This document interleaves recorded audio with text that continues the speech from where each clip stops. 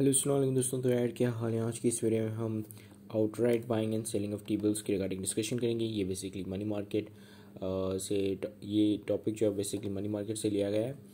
और पहले हम डिस्कस कर लेते हैं कि टी बिल्स क्या होते हैं। टी बिल्स ये जो है डेट इंस्ट्रूमेंट्स होते हैं। बैंक जो है इनकी बाइंग और सेलिंग कर रही होती है मनी मार्केट के अंदर, और ये इसीलिए कर रही होती है क्योंकि उनको अपने स्टैट्यूटरी लिक्विडिटी रिजर्व्स को फुलफ़िल करना होता है। ये बेसिकली एक रिक्वायरमेंट होती है जो कि स्टेट बैंक ने सेट की होती है कि आपने जो है इतनी मुद्दत में आपने फुल लिक्विड एसेट रखना है। और T bills these are highly liquid asset.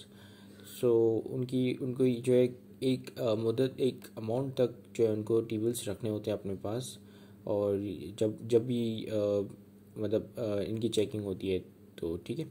तो यानी जैसे अगर स्टेट बैंक चेक करता है कि भाई किस बैंक के पास, अच्छा इनकी एक हर वो 2 वीक्स के बाद वो चेक कर रहा होता है। तो हर 2 वीक्स के बाद उनको एक एक पर्टिकुलर अमाउंट मेंटेन करके रखनी होती है अपने स्टैट्यूटरी लिक्विडिटी रिजर्व्स में, ठीक है। तो इसकी वजह से वो लोग टी बिल्स की बाइंग और सेलिंग कर रहे होते हैं। तो चलिए पढ़ते हैं।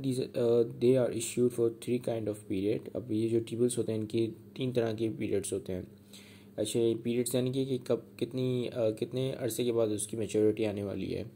मैच्योरिटी में क्या होता है, बेसिकली ये डेट इंस्ट्रूमेंट्स हैं। तो जो लेंडर होता है, ठीक है, वो अपने प्रिंसिपल अमाउंट वापस ले लेते हैं on the date of maturity पे। जैसे अगर आपने एक बॉन्ड खरीदा हुआ है, T bill is also a kind of a bond, या आपने एक टी बिल खरीदा हुआ है उसकी मैच्योरिटी 3 मंथ्स है, तो 3 मंथ्स तक अगर आप रखोगे तो आपने जितने जितने में ख़रीदा होगा वो पैसे आपको वापस मिल जाएंगे। तो maturity is as simple as that, ठीक है। सो ये 3 तरह की मैच्योरिटी के साथ आते हैं, 3 मंथ की, 6 मंथ की और 1 साल की मैच्योरिटी में आते हैं। The bank have to fulfil their statutory liquidity reserves so that that's why they buy T-bills or engage into T-bill transaction। तो ये मैं ऑलरेडी यहाँ पे डिस्कस कर चुका हूँ कि इस वजह से, क्योंकि उनको अपने स्टैट्यूटरी लिक्विडिटी रिजर्व्स को फुलफ़िल करना होता है, तो जिसकी वजह से ये इन ट्रांजेक्शन्स में आते हैं। Here is the calculation. अब यहाँ पे मेरे पास एक सिनेरियो है जिसको हम देखते हुए इनकी कैलकुलेशन करेंगे और जानेंगे कि ये किस तरीके से कैलकुलेट किए जाते हैं। बेसिकली जब ये कोई भी बैंक जो है इन टी बिल्स को सेल करती है तो वो डिस्काउंटेड प्राइस पे सेल करती है। और जब उनको, क्योंकि ये रीपो पे होते हैं, रीपरचेजिंग रेट पे होते हैं, तो यानी कि जब वो सेल किए जाते हैं तो डिस्काउंट रेट पे किए जाते हैं। उनकी पार वैल्यू का डिस्काउंट रेट आप निकालते हो। पार वैल्यू बेसिकली किसी भी टी बिल की 100 रुपीज़ होती है, तो उसका डिस्काउंट रेट निकालोगे। और जब ये रीपो का मतलब होता है रीपरचेज, ठीक है, यानी कि आप एक कॉन्ट्रैक्ट साइन कर रहे हो जहाँ पे आप प्रॉमिस कर रहे हो कि ये मैं अभी सेल कर रहा हूँ और बाद में रीपरचेज कर लूँगा कुछ अरसे के बाद। जब मैं स्टेट बैंक जो है चेक कर लेगा कि भाई हाँ इसकी रिक्वायरमेंट जो है SLR रिक्वायरमेंट जो है वो पूरी है, तो ये चेक होने के बाद जैसे बैंक जाएगा, स्टेट बैंक जाएगा मेरे पास से, तो मैं उसको आपको वापस जो है आपसे आपसे वापस वापस ख़रीद लूँगा अपनी सिक्योरिटी से अपने टी बिल्स, ठीक है। सो बेसिकली ये सीन हो रहा होता है। अब बैंक ए जो है, यहाँ पे आपके पास 2 बैंक है, एक बैंक है और बैंक बी है। बैंक ए जो है शॉर्ट है सिक्योरिटीज़ में, यानी कि उसको SLR पूरा करना है, ठीक है, स्टैट्यूटरी लिक्विडिटी रिजर्व्स उसको पूरे करने हैं क्योंकि वो 80 मिलियन सिक्योरिटी से शॉर्ट है। जबकि बैंक बी जो है वो शॉर्ट है कैश में, तो इसको पढ़िए अपनी कैश रिजर्व रिक्वायरमेंट CRR की, कैश रिजर्व रिक्वायरमेंट की, ठीक है। उसको अपने कैश रिजर्व रिक्वायरमेंट पूरे करना है। अब कैश रिजर्व रिक्वायरमेंट का ये सीन होता है कि हर स्टेट बैंक चेक करता है हर 14 डेज़ के बाद कि भाई आपके पास एक पर्टिकुलर अमाउंट ऑफ कैश मौजूद होना चाहिए, या एक सर्टन अमाउंट ऑफ कैश जो है मौजूद होना चाहिए। अब ये सर्टन अमाउंट किससे आती है, ये सर्टन अमाउंट बेसिकली होती है 1 ईयर की डिपॉजिट की 6%, ठीक है।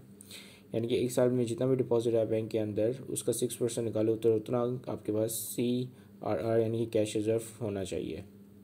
तो बेसिकली ये होता है। तो बैंक बी जो है वो शॉर्ट है कैश में, उसको कैश की नीड है, जबकि बैंक ए जो है उसको सिक्योरिटीज़ की नीड है, ठीक है। और इसके पास जो है कैश ज़्यादा है, कैश में लॉन्ग है, इसका मतलब कि कैश एक्सेस में पड़ा हुआ है, और इसके पास सिक्योरिटीज एक्सेस में पड़ी हुई है। तो एक तो ये हो सकता है कि बैंक बी जो है वो इसको सिक्योरिटीज़ दे बैंक ए को, और बैंक ए से कैश ले ले, ठीक है। तो ये अपनी ईयरली रिक्वायरमेंट को फुलफ़िल कर लेगा और ये बैंक जो अपनी ईयरली रिक्वायरमेंट को फुलफ़िल कर लेगा। एक तरीका ये होता है। और ये इसी में आ जाता है आपके पास रिपो और रिवर्स रिपो। अब बैंक जो है अगर यहाँ पे सिक्योरिटीज़ बेचता है तो उसके लिए बैंक के लिए ये रिपो रेट लगेगा, ठीक है। जबकि बैंक जो है सिक्योरिटीज़ ख़रीद रहा है और फिर ख़रीद के कैश दे रहा है उसको बदले में बैंक बी को, तो इसके लिए रिवर्स रिपो लगेगा, क्योंकि रिवर्स रिपो एग्रीमेंट है कि अब वो उसे ख़रीदेगा, ठीक है, और बाद में इसको सेल कर लेगा, ठीक है। और बैंक बी जो अभी इसको बेच रहा है बाद में से परचेस कर लेगा, ठीक है। सो इसके लिए बैंक ए बी के लिए ये ट्रांजेक्शन हुई रिपो, और बैंक बी के लिए ट्रांजेक्शन हुई रिपो, और बैंक ए के लिए ट्रांजेक्शन हुई रिवर्स रिपो, ठीक है। अब अज्यूम करते हैं कि इंटरेस्ट रेट चल रहा है 16%, टी बिल जो है वो 60 days to maturity, T bills की 60 डेज़ हैं मैच्योरिटी तक पहुंचने के लिए, ठीक है। और रिपो जो है वो 16% है 5 डेज सिक्योरिटीज़ के लिए, ठीक है। अब 5 डेज सिक्योरिटीज़ का मतलब कि अगर आप 5 दिन के लिए अपने पास सिक्योरिटीज़ मुझे सेल करते हो और 5 दिन के बाद अगर आप फिर से ख़रीदोगे मुझसे वापस बाय बैक करोगे तो उन 5 डेज़ का मैं 16% लूँगा, ठीक है। सो बेसिकली ये होता है 60% फॉर 5 डेज द सिक्योरिटी, ठीक है, 5 डेज ऑफ द सिक्योरिटी। तो चलें हम फॉर्मूले से शुरू करते हैं इसके। तो इसमें सबसे पहले निकलती है आपकी प्राइस 1। ये वो प्राइस होती है जिस प्राइस पे बैंक बी जैसे कि उसको कैश चाहिए, ठीक है। सो ये वो प्राइस है जिस प्राइस पे एक बैंक अपनी सिक्योरिटीज़ या टी बिल्स जो है वो सेल कर रहा होता है, ठीक है। ये प्राइस जो डिस्काउंटेड वर्जन होता है आपकी फेस वैल्यू का, ठीक है। सो लेट्स सपोज अगर एक टी बिल है, ठीक है, एक टी बिल है, उसकी फेस वैल्यू जो है वो 100 रुपीज़ है, ठीक है। सो उसका डिस्काउंट किस तरीके से निकालोगे, उसकी फेस वैल्यू, ठीक है, फेस वैल्यू एफ यानी कि फेस वैल्यू एफ मतलब फेस वैल्यू, और उसको आप डिवाइड कर दोगे 1 प्लस इंटरेस्ट रेट या रिपो रेट, ठीक है, इंटरेस्ट रेट से अब जितना उसका वो है मैच्योरिटी का टाइम है, ठीक है, मल्टीप्लाई कर दोगे उसकी मैच्योरिटी के टाइम से। उसकी मैच्योरिटी का टाइम है यहाँ पे हमने डिस्कस किया था, पढ़ा था कि वो 60 डेज़ था, ठीक है। मल्टीप्लाई बाय 60 डिवाइड बाय 365 यानी कि पूरे साल में कितने डेज़ होते हैं और उसका मैच्योरिटी में कितने डेज़ हैं, 60 डेज़ हैं। तो ये फॉर्मूला बेसिकली आप लगा के फाइंड आउट करोगे कि इसकी डिस्काउंटेड वैल्यू क्या है, ठीक है। सो ये बेसिकली इसको डिस्काउंट करने का फॉर्मूला है, ठीक है। सो डिस्काउंट करने यानी कि उसकी प्रेजेंट वैल्यू लेकर आना, ठीक है। सो प्रेजेंट वैल्यू का भी सेम एग्जैक्टली यही फॉर्मूला होता है। तो अब हम इसको डिस्काउंट करते हैं यानी कि इसको फिर से फॉर्मूले के अंदर पुट करते हैं सारी वैल्यूज़ को। तो आपके पास आ जाएगा 100, ठीक है, divide by 1 plus 16% multiply by 60 divide by 365 bracket close, ठीक है। इसको हम डालते हैं अभी कैलकुलेटर के अंदर और वो हमें कैलकुलेट करके दे देगा, ठीक है। ठीक है, तो ये आ गया calculator. So let's just put all the numbers in it.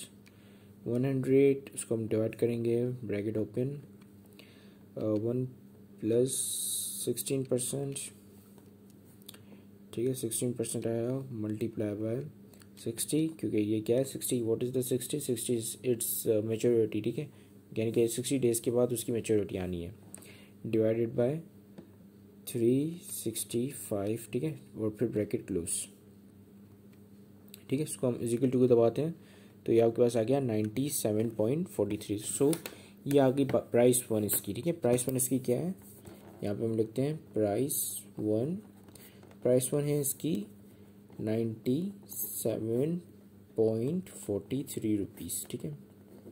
अब ये कौन सी प्राइस है, वो प्राइस है जहाँ पे बैंक बी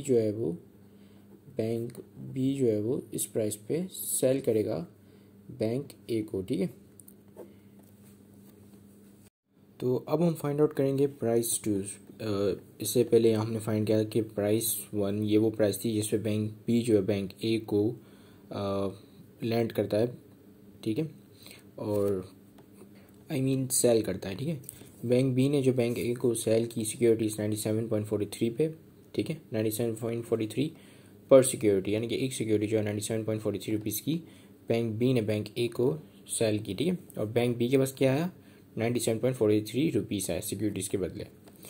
अब प्राइस 2 वो प्राइस होती है जिस पे बैंक पहले यहाँ पे क्या किया है, बैंक बी ने सिक्योरिटीज सेल की हैं बैंक ए को और बैंक ए से जो है वो पैसे लिए, ठीक है। सो ये बैंक बी के लिए क्या हो गया, रीपो हो गया, और बैंक ए के लिए रिवर्स रीपो। तो अब प्राइस टू में क्या होगा कि प्राइस टू अब इस तरीके से निकलेगी कि अब जो है आप 97 का फ्यूचर वैल्यू लोगे, ठीक है। सो ये आ जाएगा 97.43, ठीक है। और यहाँ पे कर देंगे bracket open 1 plus interest rate क्या है 16%, ठीक है। और ये जो सिक्योरिटी है वो कितने टाइम पीरियड के लिए ये बोरो कर रहा है, ठीक है, या ले रहा है सिक्योरिटीज बैंक भी जो बेच रहा है कितने टाइम पीरियड के लिए बेच रहा है, और कितने टाइम पीरियड के बाद वो वापस खरीद लेगा उस बैंक ए से। तो वो टाइम पीरियड हम यहाँ पे इसको मल्टीप्लाई कर देंगे उस टाइम पीरियड से। सो ये टाइम पीरियड था आपका 5 डेज़ का, ठीक है। यहाँ पे लिखा हुआ है कि repo is 16% for 5 days of the security, ठीक है। यानी 5 दिन अगर आप सिक्योरिटी को होल्ड करते हो तो आपकी क्या मतलब कितना परसेंट आपको लगेगा। तो मल्टीप्लाई बाय 5 डिवाइड बाय 365, ठीक है, क्योंकि 365 होते हैं पूरे साल के अंदर। तो इसको जब हम पूरा कैलकुलेटर के अंदर पुट करेंगे तो आपके पास आ जाएगी आपकी प्राइस 2 है। अब ये वो प्राइस होगी जहाँ पे बैंक बी जो है वापसी खरीदेगा अपनी सिक्योरिटीज़ जो कि बैंक बी ने सेल की थी बैंक ए को 97.43 पे। अब जो वापसी खरीदेगा तो ज़्यादा पैसे देकर खरीदेगा बैंक ए से, और बैंक जितने पैसे ज़्यादा देगा वो बैंक ए का क्या होगा, मुनाफा होगा, ठीक है। तो चलें अब ये देख लेते हैं कि कितने इसका क्या आंसर आ रहा है, कितनी प्राइस जो है वो देकर कितने पैसे देकर वापसी खरीद रहा है, ठीक है। किस प्राइस पे वापस खरीद रहा है बैंक बी बैंक ए से, ठीक है। सो अब हम इसको इस पूरे फॉर्मूले को जो है इसके अंदर डाल देते हैं। तो सबसे पहले आ जाएगा आपके पास 97.43 bracket open 1 plus 16% multiply by आपके पास आ जाएगा 5 days and 365 days bracket close. और अब ये इसकी आ गई फ्यूचर वैल्यू विच इज़ 97.64, ठीक है। तो यानी कि इसको कितने का प्रॉफिट हुआ, बैंक किसको प्रॉफिट किसको हुआ, बैंक ए को बेसिकली, ठीक है। बैंक ए को कितने का प्रॉफिट हुआ ये हम देख लेते हैं, क्योंकि बैंक बी ने क्या किया, बैंक बी ने जो है कम प्राइस पे सेल किया बैंक ए को और ज़्यादा प्राइस पे वापसी खरीद लिया।